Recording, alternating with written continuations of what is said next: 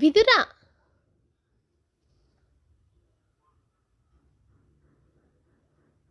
నీకెన్ని సార్లు చెప్పాలి ఆ డ్రెస్ నీకు సెట్ కాదని?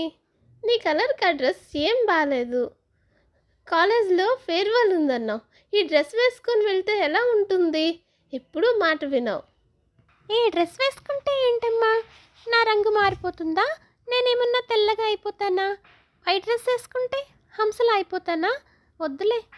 నాకున్న శత్రువులందరినీ లైన్లో ఉంచితే మొదటుండేది అద్దమే. ఒక్కసారి కూడా అందంగా చూపించదు. కాస్త అందంగా చూపిస్తే బాగుంటుంది కదా. అయినా అద్దాన్ని అనటం ఎందుకు? అద్దానికి అబద్ధం చెప్పాల్సిన అవసరం లేదు కదా. ఎలా ఉంటే అలానే చూపిస్తుంది. నా రంగే ఇంత, ఎవ్వరికీ నచ్చదు. హాయ్ విదురా! ఏంటి కాలేజ్కి రాలేదు నిన్న? అవును, కాలేజ్లో ఫేర్వెల్ పార్టీ ఉందన్నావు. ఈ కలర్ ఎందుకు వేసుకున్నావు? నీ కలర్కి సెట్ అయ్యేలా వేసుకుంటే నువ్వు బాగా కనిపిస్తావు. ఏంటంటే ఇప్పుడు నువ్వు స్టార్ట్ చేసావా? నేను ఏ కలర్స్ వేసుకోవాలో నాకు తెలుసు. ఎందుకు ఇలా అందరూ వద్దున్న సలహాలు ఇస్తారు నాకు నచ్చినట్టు ఉండనివ్వకుండా? ఛ! ఇక్కడ కూర్చున్నావేంటి? అక్కడ మన ఫ్రెండ్స్ అంతా ఫేర్వెల్ ఎంజాయ్ చేస్తుంటే పద అక్కడికి వెళ్దాం. అయినా నువ్వెందుకు ఎప్పుడూ మాతో కలవకుండా ఒంటరిగా కూర్చుంటావు? విదురా, నిన్నే. విదురా, వెళ్దామా?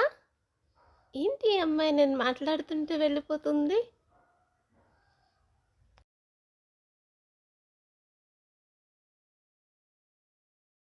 హాయ్, ఎక్కడ ఉన్నట్టున్నావు? ఎక్కడ? పాతాళలోకమా లేక స్వర్గలోకమా? ఈ రెండు కాక ఇంకేదైనా ఉందా? భూలోకమే. అసలు ఈ మనుషులు ఎందుకు ఇన్ని రకాలుగా ఉంటారు అని ఆలోచిస్తూ కూర్చున్నా.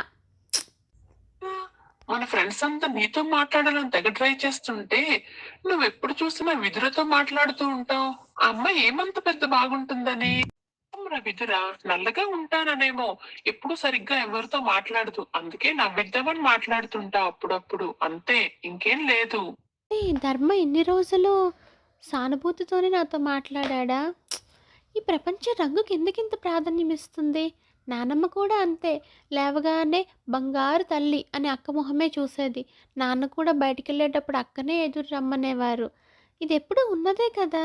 కానీ ఈరోజు ఎందుకో మరింత బాధ అనిపిస్తుంది. నాకు కాలేజీకి కూడా వెళ్ళాలనిపించటం లేదు.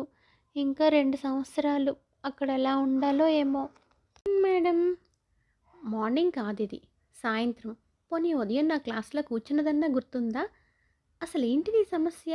ఎప్పుడూ ఏదో కోల్పోయినట్టు కూర్చుంటావు.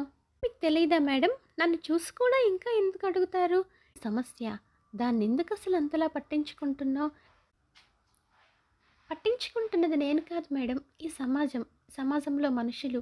వాళ్ళు కేవలం నా ఒంటి రంగును మాత్రమే చూస్తున్నారు, మరేం లేదు. దానిలా మాట్లాడకు విదురా. నువ్వు బాగుండవని నువ్వే నిర్ణయించుకున్నావా? అది చెప్పాల్సింది నిన్ను చూసే మేము. మీరు చెప్పగలరా? చెప్తే ఎవరన్నా నమ్ముతారా? వదిలేయండి, జరగని వాటి గురించి మాట్లాడటం వృధా. అందంగా లేవటం నా లోపం అని నేను ఎప్పుడూ అనుకోలేదు మేడం. కానీ సమాజం నన్ను అలా ఉండనివ్వటం లేదే. ప్రతిసారి ప్రతి ఒక్కరూ నా బట్టల్లో, నా మొహంలో ఎందుకలా లేని అందాన్ని వెతుకుతారు? ఇలా ఉంటే నేను బ్రతకలేనా? నార్మల్గా నన్ను బ్రతకనివ్వరా? అదే నాకు అర్థం కావటం లేదు. అదే తప్పు, పూర్తిగా తప్పు. నువ్వు అనుకున్నట్టు లేదు ప్రపంచం. కేవలం రంగుని మాత్రమే చూడటం లేదు. కాకిని కోకిలినే తీసుకో, రెండు ఒకే రంగు కదా. కాకి అంటే కామెంట్ చేస్తున్నారు అనుకొని, కోకిల అంటే కాంప్లిమెంట్ అనుకుంటారు ఎందుకు? ఎందుకంటే కాకిలో లేని కళ కోకిలలో ఉంది. అది ప్రపంచం గుర్తించింది కనుకే రంగుతో సంబంధం లేకుండా కోకిలకి ప్రత్యేక స్థానం ఇచ్చింది. దానికి జన్మతః ఆ టాలెంట్ వచ్చింది. మరి మనకి ఇన్ని అవకాశాలు ఉన్నాయి అభివృద్ధి చేసుకోవటానికి. ఇప్పుడు నిన్నే తీసుకో, నువ్వు బొమ్మలు ఎంత బాగా వేస్తావు, మాకే ఆశ్చర్యం అనిపిస్తుంది.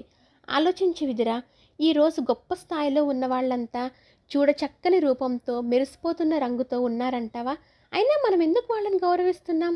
రూపాన్ని బట్టా లేక వారి స్థాయిని బట్టా? నువ్వంత గొప్ప స్థాయిని చేరినప్పుడు ఈ రంగు లెక్కలోనికే రాదు. దాన్ని ఎవరు పట్టించుకోరు కూడా. నీ గుండెల మీద చెయ్యేసి నిజం చెప్పు.